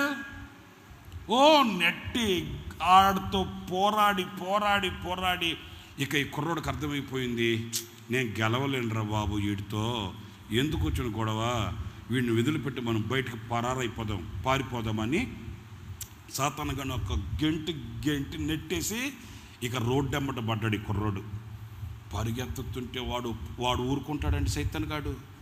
ఈ కుర్రోడు పరిగెత్తుతుంటే వెంట పడుతున్నాడు ఈ సైతానుగాడు. తరిమి తరిమి తరిమి ఇక ఈ కుర్రోడు కూడా పరిగెత్తి పరిగెత్తి పరిగెత్తి ఇక పరిగెత్తలేక అలసిపోయి సొలిసిపోయి ఇక ఏమన్నా కానీ అనుకొని ఇక పరిగెత్తలేక దోబని ముందుకు పడిపోయాడంటండి. ఎప్పుడైతే పడిపోయాడో ఈడేమయ్యాడు ఈ సైతానుగాడు తలపైకి ఎత్తితే యేసు ప్రభు ఎదురుగా నిలబడి ఉన్నాడంట. మీరు సప్పట్లు కొడతారని నాకు తెలుసు. యేసు ప్రభు అక్కడ నిలబడి ఉంటే ఇక అంతే ఆ కుర్రోడికి గట్లు తెంచుకొని వచ్చేసిందంట దుఃఖం. ఇక యేసు ప్రభుని అన్నాడంట కాళ్ళు పట్టుకుని, అయ్యా కరుణామయుడు అన్నావు, దయామయుడు అన్నావు, కరుణామయుడు సినిమాలో ఎంత మెత్తగా ఉన్నావు నాయనా, ఏది నీ రూపం చూసి నీ పోలిక చూసి నువ్వు కరుణామయుడు అని నిన్ను నమ్ముకుంటే వాడు వచ్చాడు అనుకో, వాడు ఇంతగా నన్ను తరిమి తరిమి తరిమి తరిమి వెంటాడుతుంటే అయినా నన్ను తరిమేంత శక్తి వాడికి ఎందుకు ఇచ్చావయ్యా అన్నాడంట. అప్పుడు యేసయ్య అన్నాడంట, నేనెందుకు ఇచ్చాను రా నిన్ను తరిమే శక్తి వాడికి అంటే, మరి నువ్వు ఇవ్వకపోతే నన్ను తరిమే శక్తి, ఇంత శక్తి వాడికి ఎక్కడిది అంటే యేసయ్య అన్నాడంట, నువ్వే ఇచ్చావురా వాడికి అంత శక్తి. నేను ఇచ్చానా? ఏం మాట్లాడుతున్నావయ్యా? నేను వాడికి శక్తిని ఇచ్చేవాడిని అయితే ఇంట్లో వాడు నన్ను సిగరెట్ తాగమన్నప్పుడే తాగేసి ఉండేవాడిని కదా. నేను ఇచ్చేది అంటే వాడికి శక్తి. అలాగా వాడు చెప్పింది చేయకూడదనే కదా నేను పరిగెత్తేది. అట్లా అంటే ప్రభు అన్నాడంటే, పిచ్చోడా, ఇక్కడేసిన మోకాళ్ళు ఏందో అక్కడేసి ఉంటే ఎక్కడ మీకు అర్థమైంది? ఇప్పుడు నేను దొరికానని చెప్పి మోకాళ్ళు వేసి పెవ్వా ఎందుకు ఇచ్చావా వాడికి శక్తి వాడు అంటున్నా తిక్కలోడా. ఇక్కడేసిన మోకాళ్ళు ఏంటో అక్కడేసి ఉంటే ఇంత దూరం వాడు నేను ధరిమేవాడా? మీకు అర్థమైంటుంది. ఇప్పటికే 8 సంవత్సరాల నుంచి ఎందుకు తనవుతున్నాడు అని నిన్ను? అది కరెక్ట్గా చెప్పావు. మైక్ నీ చేతిలో లేదు కాబట్టి బతికిపోయాం మేము. 6 సంవత్సరాల నుంచి ఎందుకు తరవుతున్నట్టు? 4 సంవత్సరాల నుంచి తరుముడో బొచ్చుకొక్క పరిగెత్తున్నావు. గోరంట్లో గుడివాడ గోరంట్లో గుడివాడ. ఏమ్మా రంకలు రావడం తిరుగుతున్నావు. పరుగుడు. ఎందుకు? వేయవలసిన చోట మోకాళ్ళు వేయక, వేయవలసిన సమయంలో మోకాళ్ళు వేయక, ప్రార్థన చేయవలసిన సమయంలో మొరపెట్టి ప్రభు సన్నిధిలో గోజారు కొనక, ప్రార్థన అనే బలిపీఠము నీ ఇంట కట్టలేని స్థితిగతుల మధ్యలో నీ కుటుంబం నీకు ముళ్ళుగా మారిపోయింది. ఇల్లు ముళ్ళైపోయింది, ఒళ్ళు గొల్లైపోయింది. ఇప్పటికే నీ వయసులో సగభాగం గతించిపోయింది. ఈ రాత్రి మరలా ప్రభు నీతో చెప్తున్నాడు, ఆ ప్రార్థన అనే బలిపీఠాన్ని నువ్వు కట్టగలిగితే ఈ రాత్రే నీ యొద్దకు నేను దిగువచ్చి నిన్ను ఆశీర్వదిస్తాను. స్తోత్రం కలుగునుగాక. ఈ రాత్రి నువ్వు కన్నీళ్లు కార్చగలిగితే నువ్వు కార్చిన కన్నీటి బొట్టు ఒక విప్లవాత్మకమైన మార్పును తీసుకుని వస్తుంది నీ జీవితంలో. ప్రభు పాదాలు పట్టుకొని గోజారగలిగితే ప్రభుతో నువ్వు మాట్లాడే ప్రతి మాట సింహాసనాన్ని కదుపుతుంది. ఈ రాత్రి దీవెన నీ మీదకి దింపుతుంది. నీ బ్రతుకు కార్యములన్నీ కూడా సఫలమవుతాయి. ఈ రాత్రి నువ్వు చేయవలసింది అదొక్కటే, ఇంకేం నువ్వు చేయాల్సిన అవసరం లేదు. నీ ప్రార్థన ఆలకించు దేవుని దగ్గరికి వెళ్ళి ఆ ప్రార్థన అనే బలిపీఠమును నువ్వు కట్టగలిగితే చాలు. ఇంకొక చిన్న మాట కూడా నేను జ్ఞాపకం చేసి ముగించేస్తాను. అదేంటంటే ఇంకొక బలిపీఠము, మీరు ఆదికాండం 13వ అధ్యాయం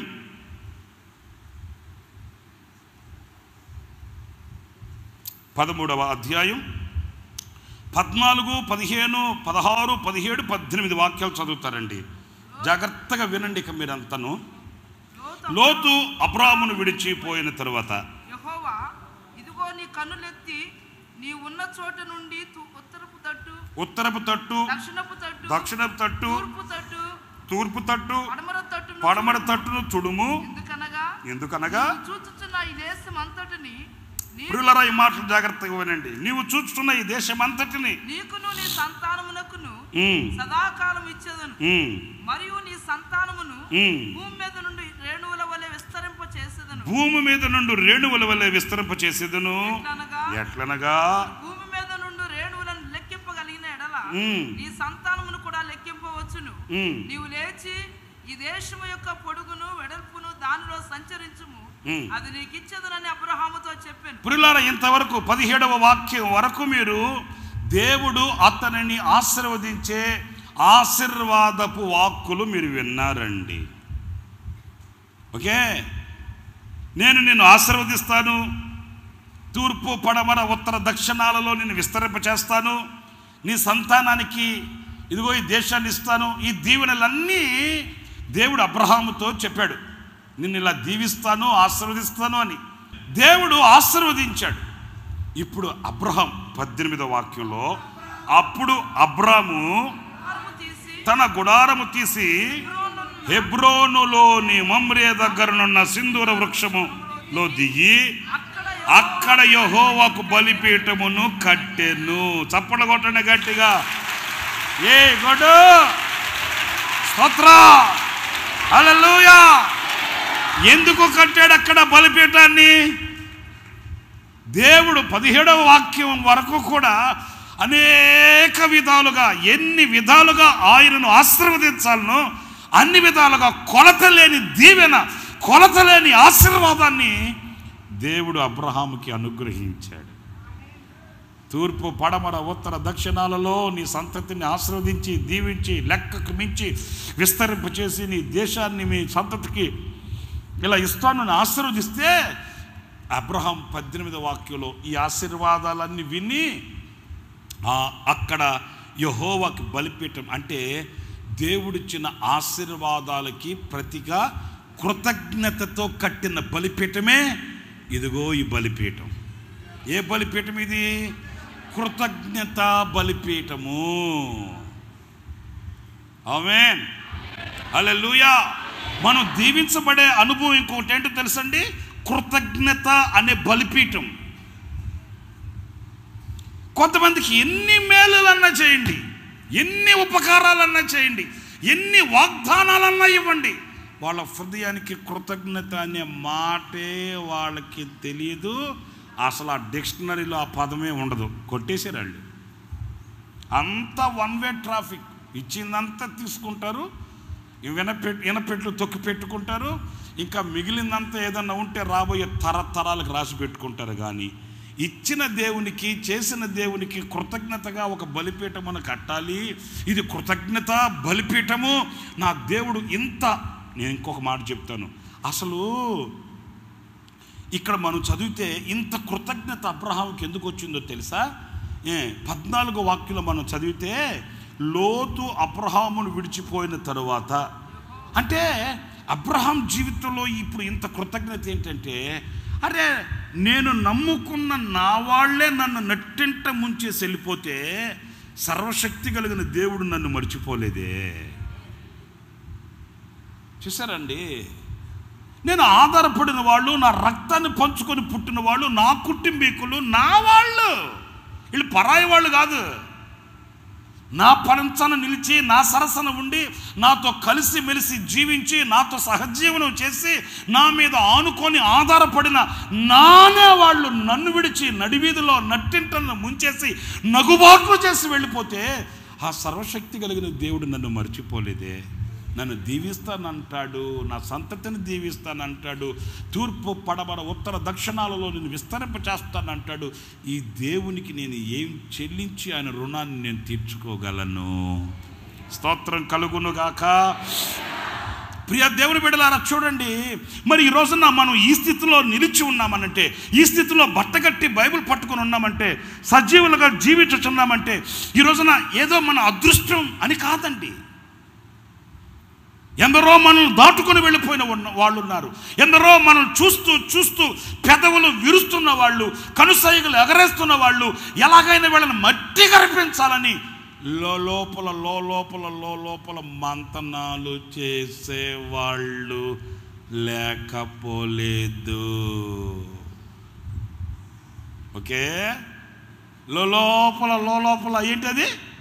అందరు చెప్పండి. లోపల మంతనాలు. వీళ్ళు బయట వాళ్ళేమి కాదు, మన వాళ్ళే, నా వాళ్ళే, నా పేరు పెట్టబడిన వాళ్ళే, నా కుటుంబానికి చెందిన వాళ్ళే, నా రక్తాన్ని పంచుకొని పుట్టిన వాళ్ళే, ఒక కుండలోది తిన్న వాళ్ళే, ఒక నీడలో బ్రతికే వాళ్ళే, అనదములుగా పేరు ప్రఖ్యాతి కాంచిన వాళ్ళే నన్ను ఈ స్థితిలో నట్టింట ముంచేసి ఒంటరిని చేసేసి ఇంటి మీద ఒంటిగా ఉన్న పిచ్చుక వల్ల నన్ను మార్చి కన్నీళ్లమయం చేసి నన్ను నడివీధిలో విడిచిపెట్టి వెళ్ళిపోయే ఈ కసాయ దినాలలో నా దేవుడు నన్ను కనికరించి కళ్ళెత్తి చూడమని చెప్పి ఇంత దీవెన నాకు కలిగించాడే. నిజం కాదండి? మనల్ని ప్రేమించి హక్కున చేర్చుకొని మన ప్రక్కన నిలిచి మన వెన్నుతట్టే వాళ్ళు, మనం నమ్మదగిన వాళ్ళు ఎవరున్నారండి ఈ లోకంలో? మీరు చెప్పండి. ఇదిగో వీళ్ళు నమ్మదగిన వాళ్ళు బాబా అని ఎవరి మీద ఆధారపడగలుగుతున్నామో ఈ రోజున? ఎవరి మీదనైనా మనం ఆధారపడితే, ఆహా వీడు పూర్తిగా మన మీద ఆధారపడ్డాడు గనుక, వీడు నిలబడే చోటు మనమే గనుక వీడిని ఎప్పుడు కోల్దాద్దామా అని చూసి కంకణం కట్టి కసాయి మనుషులండి తిరుగుతున్న కసాయి రోజులండి ఇవి.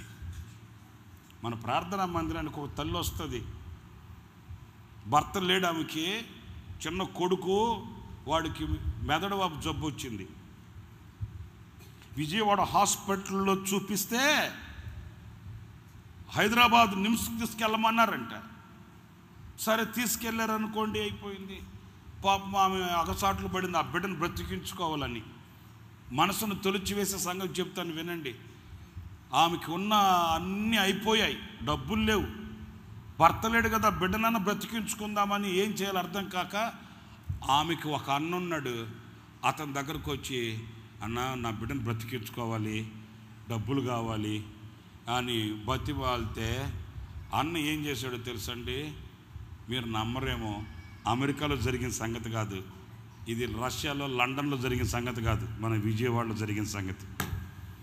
అన్న చెల్లి ఇంటిని తాకట్టు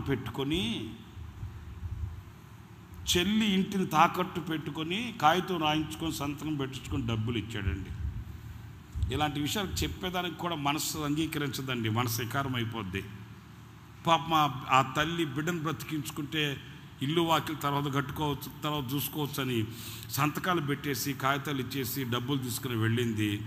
కానీ బాధాకరమైన విషయం ఏంటంటే ఆ బిడ్డ బ్రతకలేదండి. డబ్బంతా అయిపోయింది, సచ్చిన శవాన్ని తీసుకొచ్చుకుంది, అయిపోయిందనుకో.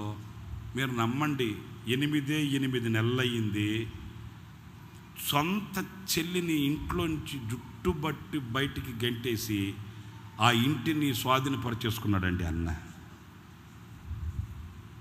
ఆ చెల్లి దండం పెట్టి కాళ్ళు పట్టుకుని, అన్న ఆడబిడ్డని నేను ఎక్కడికి వెళ్ళి ఎవరి పాదాలు పట్టుకునేది, నీ డబ్బులు ఇచ్చేస్తాను అంటే ఒప్పుకోలేదండి.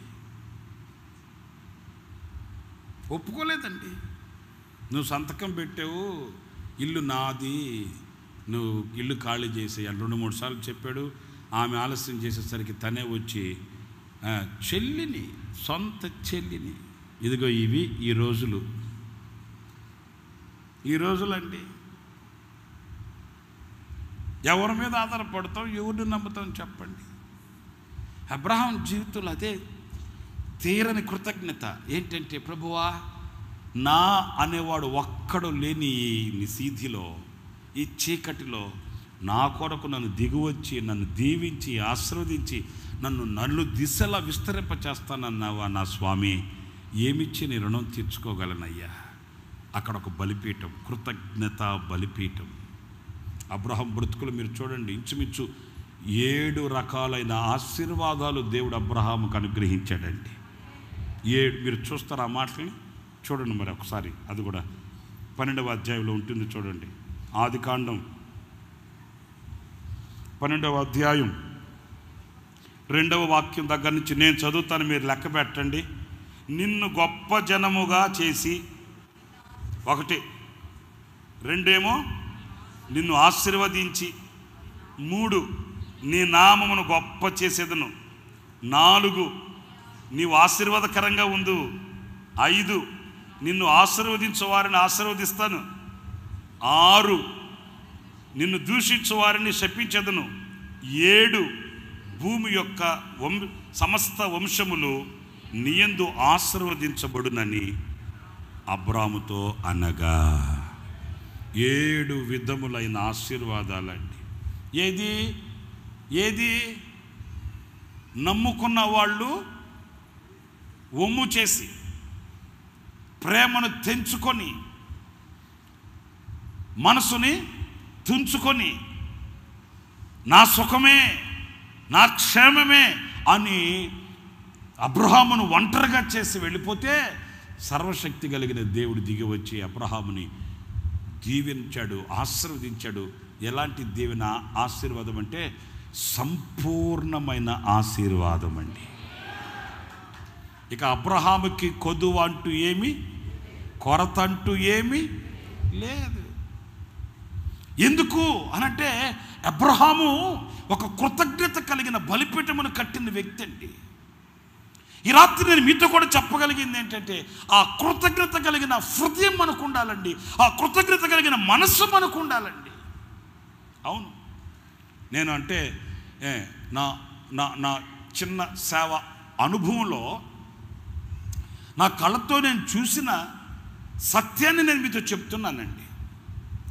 ఏ చిన్న ఉపకారం పొందినా, ఏ చిన్న మేలు పొందుకున్నా, ఏ చిన్న మేలు ఎవరైనా ఎప్పుడైనా ఎక్కడన్నా చేసి ఉంటే మన ఆత్మీయ తండ్రి దైవజనులు యేసన్న గారండి. ఎప్పుడు ఆయన మర్చిపోయిన వ్యక్తి కానే కాదండి. ఎప్పుడో సేవ ప్రారంభంలో ఏది ఆ లేమల్ అనే ప్రాంతంలో సేవ ప్రారంభంలో ఎవరో ఆనాడు అంత ఉపకారం ఆయనకు చేసి ఉంటే, ఆ ఉపకారానికి నేను వాళ్ళకి ఎలా ఉపకారం చేయాలని తహతహలాడిన వ్యక్తి అండి. నాకు బాగా తెలుసు. ఒకరోజు మేము మీటింగ్లకి ఎక్కడికో బయలుదేరి వెళ్తూ ఉంటే మెట్లు దిగి అన్న బ్యాగ్ తగిలించుకొని మెట్లు దిగి వస్తూ ఉన్నాడు. అంతలో ఒక అతను చింపిరి జుట్టు వేసుకొని మట్టి సార్లు వేసుకొని అన్నకి ఎదురుగా వచ్చాడు. వస్తే మేమంతా మాకుండేది అదే కదా, వాళ్ళు ఎందుకు వచ్చారా ఏంటి ఏం తెలుసుకునే పనేలే అట్లా అన్నం అంటే అన్న వస్తున్నాడు పక్కకు జరగవయ్యా అని. మేము ఎంత అన్న ఆడేం పట్టించుకోవాలా. తిన్నగా యేసన్న గారు మెట్లు దిగి వస్తుంటే ఎదురు వెళ్తే, మెట్లు దిగి వస్తున్న యేసన్న గారు మెట్ల మీద టక్ నాగిపోయి, ఏరా నేను ఎప్పుడు రమ్మన్నా, నువ్వు ఎప్పుడు వచ్చావురా అన్నాడు. మనకు జొల్లు గారింది ఇక. ఎందుకంటే అప్పుడు దాకా బిల్డప్ ఇచ్చాం మనం, పక్కకు జరుగు అని. అతన్ని చూడగానే అన్న మెట్ల మీద ఆగి, నేను ఎప్పుడు రమ్మన్నాను, ఎప్పుడు వచ్చావురా, రా రా రా రా అని మరలా మెట్లకి పైకి వెళ్ళాడు. ఇదేంద్రా అనుకొని మేము కూడా ఏంట్రా అని చెప్పి అన్న వెనక్కి వెళ్ళాడు కదా అని మేము ఒక ఇద్దరు మరలా అన్న వెనకాల వెళ్తే లోపలికి వెళ్ళి 2-3 జతలు బట్టలు, ఏది అతనికి మట్టి సారలు చింపిరి జుట్టు వేసుకుని వస్తే అతను 2-3 జతల బట్టలు, మీరు నమ్మండి, ఒక గోల్డ్ కలర్ వాచి, ఇచ్చి, రే ఏంటి ఇట్లా ఉన్నావు, ఎందుకు శుభ్రంగా కట్ చేయించుకో, గడ్డం తీయించుకో, ఇదిగో దీంట్లో 2 జతల బట్టలు ఉన్నాయి, బట్టలు కుట్టించుకో, ఈ వాచ్ పెళ్ళికేసుకో అని అతనికి ఇచ్చి ప్రార్థన చేసి పంపించాడు.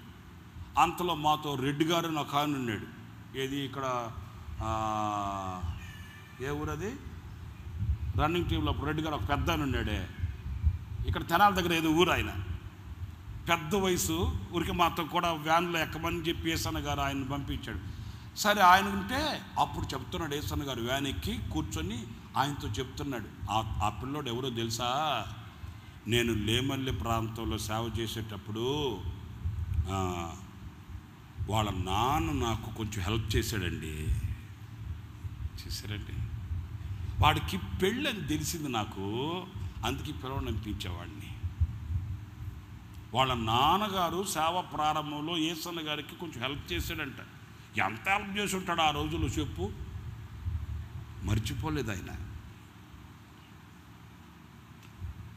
అందుకని ఆడికి పెళ్ళని తెలిస్తే పిలవనిపించి ఆడి పెళ్ళికి కొంచెం బట్టలు ఇచ్చి వాచ్, పెళ్ళికి వాచ్ ఇచ్చలే.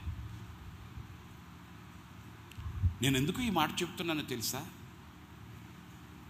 మనం ఇచ్చేది ఒకవేళ కొంచెమేనైనా మన హృదయంలో ఉన్న కృతజ్ఞతను ప్రభు పరిశీలిస్తాడు. మనం చేసేది కొంచెమేనైనా, అరే ఈ మోచేతి నీళ్లు తాగుతున్నామే కదండి, ఆయన కృపచేత బ్రతికి ఉన్నామే, ఆయన కృప వలనే మనం తిరుగుతున్నామే, ఒక సహవాసపు ఆశీర్వాదాన్ని అనుభవిస్తున్నామే. మనం ఈ రోజున ఎంత కృతజ్ఞత కలిగిన వారమైతే దేవుడు మన హృదయాన్ని నచ్చి మెచ్చి ఆ కృతజ్ఞత బలిపీఠం మన కట్టే చోటుకి దిగివచ్చి మనల్ని ఆశీర్వదిస్తాడు అనే భావన మనకు ఉండాలి కదండి. నా ప్రియమైన సహోదరులారా, అబ్రహాము అంతగా ఆశీర్వదించబడడానికి గల కారణం ఆయన కృతజ్ఞత బలిపీఠమును కట్టి దేవునిని ప్రీతిపరిచిన వ్యక్తి అండి. ఎన్నో ఉపకారాలు ప్రభు దగ్గర మనం పొందుతుంటాము, కానీ ఏనాడైనా ఆయన చేసిన మేలులకు కృతజ్ఞతగా చేతులు జోడించి కృతజ్ఞత స్తుతి చెల్లించి ఆయనను ఆరాధించి ఆయనను మహిమపరిచి ఘనపరిచిన ఆ స్థితి మనకు లేదండి. ఎన్ని ఉపకారాలు చేసినా మర్చిపోతాం. అందుకే కీర్తనాకారుడు అన్నాడు, నా ప్రాణమా ఉండండి, నా అంతరంగంలోనున్న ఏమున్నాయి, అంతరంగంలో చెప్పండి, నా అంతరంగంలో ఉన్న సమస్తమా అన్నాడు. ఏమున్నాయి అంతరంగంలో?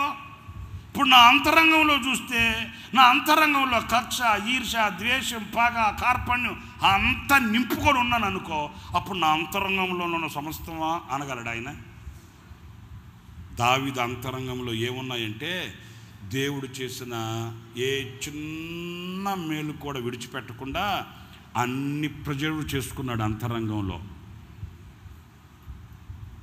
ఆయన అంతరంగంలో దేవుడు చేసిన ఉపకారాలన్నీ జ్ఞాపికగా దాచిపెట్టుకున్నాడు. ఇప్పుడు ఆయన అంతరంగంలో అంతా కూడా దేవుడు చేసిన ఉపకారాల గూర్చిన జ్ఞాపకాలు ఉన్నందుచేత ఇప్పుడు అంటాడు, నా అంతరంగంలో ఉన్న సమస్తమా ఆయన పరిశుద్ధ నామమును. మరి ఈరోజు మీ అంతరంగంలో ఏమున్నాయి? మీ అంతరంగంలో ఏమున్నాయండి?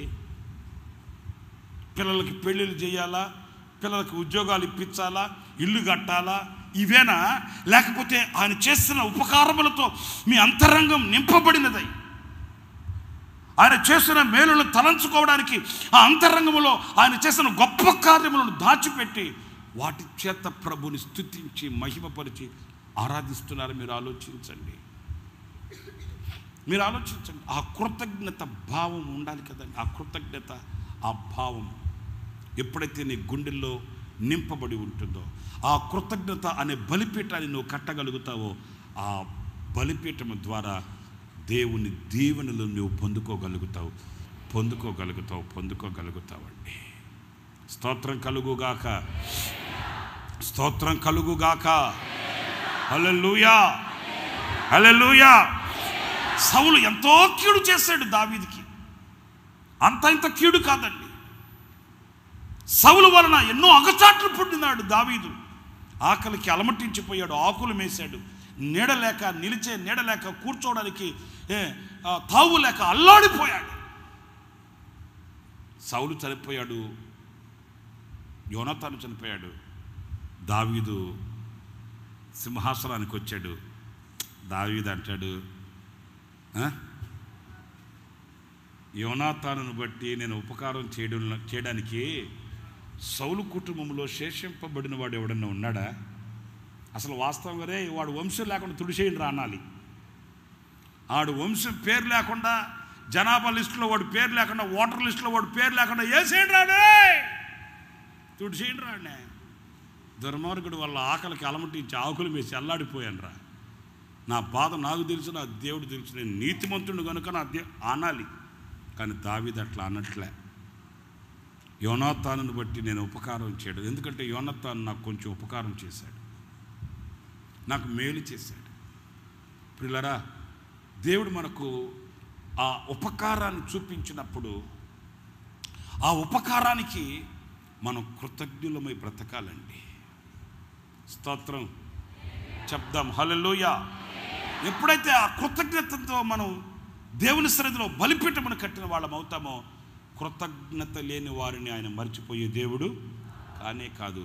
కృతజ్ఞత లేని వాని హృదయం అంధకారమయమైపోతుందట, వాని హృదయం దేవునికి దూరం అయిపోతుందట. ఈ రాత్రి మరి నీ హృదయం ఎలా ఉందో ఒకసారి చూసుకో. ఎన్ని అపాయాలలో నుంచి తప్పించాడు.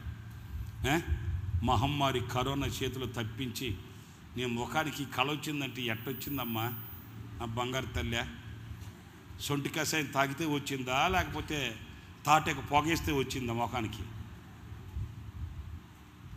ఏంటి మరి ఎంత నేను ఎప్పుడు 2019 సంవత్సరము మార్చి నెల 20వ తేదీ ఇదే హోల్ నైట్లో వాక్యం చెప్పా. మరలా ఇదే రెండవసారి నేను చెప్పడం. 19 మార్చి 20 హోల్ నైట్లో వాక్యం చెప్పా. కంగారు పడకండి, అధైర్యపడకండి, ధైర్యంగా ఉండండి, అది వైరస్ అయినా మైనస్ అయినా స్తోత్రం అన్నాను. మరుసటి రోజు నుంచే లాక్డౌను.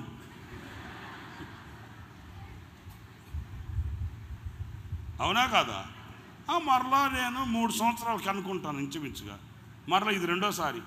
అప్పటి నుంచి మనం కూడుకున్నామా? ఇలాగా కూడుకున్నామండి. కూడుకోవడానికి అవకాశం ఉన్నిందా? అసలు బ్రతికి బట్టగట్టి మరలా ఇక్కడ కూర్చుంటామని అనుకున్నామా? తెల్లారు లేస్తే పొగేసుకోవడం, గాలి పీల్చుకోవడం, తలుపులు వేసుకోవడం, ఇదే కదా. ఒకసారి మనం వెనక్కి తిరిగితే, అరే బాబు నేను ఎలాగ బ్రతికాను రా బాబు, ఎలాగ బ్రతికి బట్టగట్టి సజీవుల దేశంలో సజీవుడిగా నిలబడ్డాను. ఆశ్చర్యం కలుగుతుందండి, ఆశ్చర్యం. మరణపు అంచులలోనికి వెళ్ళి మరలా సజీవులుగా లేపబడిన సాక్ష్యాలు ఇక్కడ ఎన్నో ఉన్నాయండి. మా ప్రార్థనా మందిరానికి వస్తాడు ఒక బ్రదర్, విజయవాడ ప్రార్థనా మందిరానికి. కరోనా వచ్చి ఆయన తీసుకెళ్ళి వెంటిలేటర్ పెట్టేసి ఐసీయూ అంటారంట, ఏందో మరి నాకు తెలియదులేండి. అక్కడ లోపల పెట్టేస్తే 14 మందిలో ఒక్కడు బ్రతికి బయటకు వచ్చాడండి. ఆయన చెప్తుంటే గుండె దడదడలాడింది. 14 మందిని వెంటిలేటర్లు ఐసీయూలో వరుసగా పడుకోబెడితే ఒక్కొక్కరిని ఒక్కొక్క రోజు ఒక్కొక్కరికి ముసుగేసి తీసుకెళ్తున్నారంట బయటికి. ఏమంటే అవుట్. ఒకరోజు ఆయన పక్కన ఉన్న బెడ్ ఆయన అవుట్, వెళ్ళిపోయాడు. ఇక ఇటు 4 ఉన్నారంట. ఇంకా ఇటువైపు ఉన్నాడు. అంతా అయిపోతే ఆ రాత్రి నిద్ర పట్టలేదంటండి ఇతనికి. ఎందుకంటే వరుసగా వెళ్ళిపోయారు, ఇటువైపు ఖాళీ అయిపోయారు. ఇక నేనే కదా నెక్స్ట్. ఆ రాత్రి ఒకటే అడిగాడు, ప్రభువా నీ చిత్తమైతే నన్ను బ్రతికించు, నీ చిత్తమైతే నన్ను తీసేసుకో. నేను భయపడి నేనేం చేసేది లేదు, నేను కంగారు పడి నేను చేసేది లేదు, నీకు అప్పగించేసుకుంటున్నా అంటే అప్పగింతలు కూడా అయిపోయాయి. ఒళ్ళు జల్లుమని మాట్లాడు చెప్పనా. అలాగ ప్రార్థన చేసి పడుకుని ఎదురుపోయాడంట.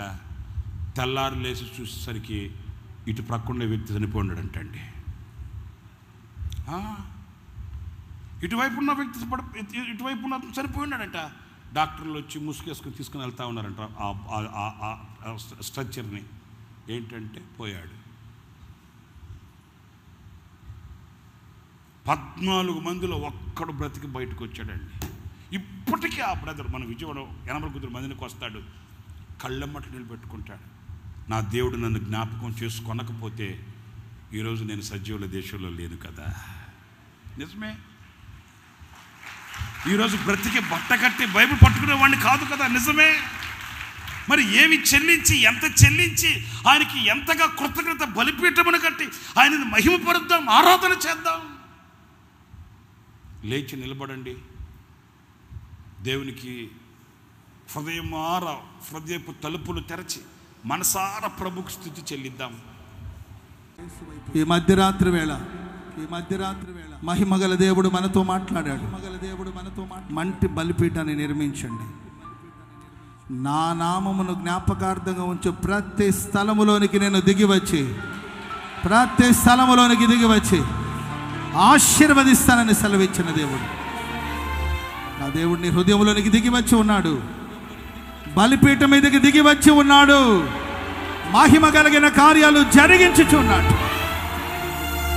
తీర్మానంతో మనం ప్రార్థన చేసుకున్న ప్రభు సన్నిధిలో కుడి చేతిని పైకెత్తి తీర్మానంతో ప్రార్థన చేసుకుందాం.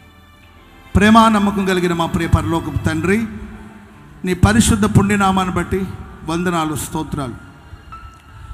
ఈ మధ్యరాత్రి వేళ స్వామి, మీ సేవకులు మీరు నిలిపి మాట్లాడిన మాటల కొరకు వందనాలు. దేవా, మనుష్యులు పైరూపాన్ని చూడగలుగుతారు, నువ్వు నీ ప్రజల గుండె లోతులో ఉన్న యావత్ బాధను ఎరిగిన దేవుడవు స్వామి. దేవా, నీ ప్రజలతో మీరు మాట్లాడిన మాటలన్నిటిని బట్టి మీకు వందనాలు, స్తోత్రాలు. మంటి బలిపీఠాన్ని నిర్మించి నీ నామమును జ్ఞాపకం చేసుకున్నప్పుడు దిగివచ్చి ఆశీర్వదిస్తానని సెలవిచ్చిన దేవుడు. నా తండ్రి, మా పితరులు బలిపీఠాన్ని కట్టి ప్రార్థించినప్పుడు వారికి ప్రత్యక్షమై ఆశీర్వదించిన దేవుడవు. దేవా, ప్రార్థన బలిపీఠాన్ని నిర్మించాలని మీరు సెలవిచ్చినందుకే స్తోత్రాలు. మా పితరుడైన అబ్రహాము వెళ్ళిన చోటెల్లా ప్రభువా, నా తండ్రి బలిపీఠాన్ని నిర్మించి ప్రార్థించినట్లు వాక్యంలో గ్రంథస్థం చేయబడింది. కూడి వచ్చిన నీ ప్రియులందరూ కూడా ప్రభువా, విశ్వాసయాత్రలో స్వామి ఎన్నో కార్యక్రమాలకి సమయాన్ని, అవకాశాలు ఇస్తున్నారు. ప్రార్థన విషయంలో సన్నగిల్లిపోయిన నీ బిడ్డలందరినీ మీ చేతిలో సమర్పిస్తున్నాం. ఇది మొదలుకొని ప్రతి ఇంట పడద్రోయబడిన ప్రార్థన బలిపీఠం తిరిగి కట్టబడాలి. బలిపీఠం మీద ప్రభు మీరు దిగి రావాలి. మా ప్రార్థన నీవు అంగీకరించాలి. ఆశీర్వదించమని వేడుకుంటున్నాం స్వామి. అబ్రహాము ప్రభు లోతు తనను విడిచి వెళ్ళినప్పుడు, లోతుకు మీరు ప్రత్యక్షమై మాట్లాడినప్పుడు అబ్రహాము ప్రభు బలిపీఠాన్ని నిర్మించినట్లు లేఖనాలు వ్రాయబడి ఉంది. దేవా, ఆ బలిపీఠం కృతజ్ఞత బలిపీఠం అని.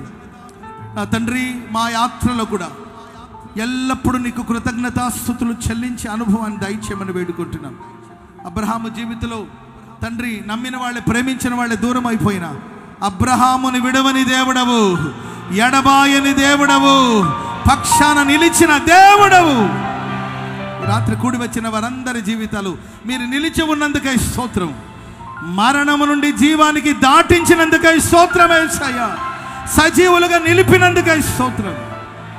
నువ్వు చేసిన మేళ్ళేమిటి మేము మరచిపోకుండా ప్రభువా, మేళ్ళులన్నిటినీ తలంచి నిన్ను స్తుతించినట్లు సహాయం చేయమని వేడుకుంటున్నాం స్వామి. మీ స్తోత్రాలు చెల్లిస్తున్నాం. ఎవరెవరి జీవితాలు బలిపీఠాలు ప్రభువా తండ్రి పడద్రోయబడి ఉందో మీరే కృపతో జ్ఞాపకం చేసుకుని ఈ వర్తమానం విన్న ప్రతి వారు మరొక్కసారి బలిపీఠాన్ని నిర్మించుకోవాలి.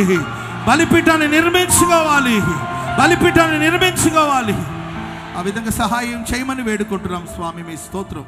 ఆ ప్రార్థనలన్నీ మీరు ఆలకించి జయకరంగా ప్రభువా ఈ కూడికను మీరు జరిగిస్తున్నందుకే స్తోత్రాలు చెల్లిస్తున్నాం. జీవాధిపతికు తండ్రి, ఇప్పటివరకు నిలిచి నీ మాటలు అందించిన మీ సేవకుల కొరకు ప్రార్థన చేస్తున్నాం. బలపరిచి ఆశీర్వదించమని వేడుకుంటూ మహిమతో మీరు మా మధ్యలోనికి దిగి వచ్చినందుకే మీకు వందనాలు, కృతజ్ఞతాస్తుతులు చెల్లిస్తూ నా ప్రభువా ఈ ప్రార్థనలో, ఈ ఆన్లైన్ ప్రేయర్లో ప్రభువా మరి ముఖ్యంగా లైవ్ ద్వారా ఎందరైతే కార్యక్రమాల్లో పాలు పంపులు పొందారో వారందరూ ఈ రాత్రి ఆశీర్వదించబడుదురుగాక.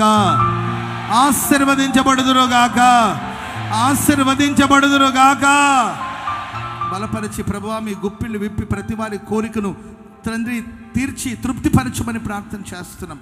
అన్ని వేళలని బిడ్డలు ఆశీర్వదించమని వేడుకుంటూ ప్రతి నెల జరుగుతున్న ఈ సంపూర్ణ రాత్రి ఉపవాస ప్రార్థన కూడిక మరింత మహిమతో నింపబడినట్లుగా విస్తారమైన ప్రజలు వేలవేసి పిలవమని వేడుకుంటున్నాం. ప్రభువా, గొప్ప కార్యాలు ఎన్నో జరిగించి మహిమను పొందుకోమని ఘనత మహిమ ప్రభావాలు మీకే ఆరోపిస్తూ త్వరగా రానయ్యున్న నజరేయుడైన యేసుక్రీస్తు ప్రశస్త నామాన ప్రార్థన చేసి అడిగి వేడుకుంటున్నాం తండ్రి.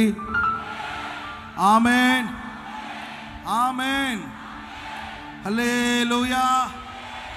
చెప్పండి గట్టిగా, హల్లెలూయా. అందరికీ వందనాలు.